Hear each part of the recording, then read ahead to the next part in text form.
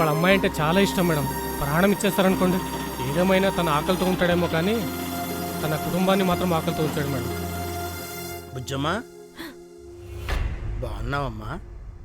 మీరు కంగారు పడకమ్మా.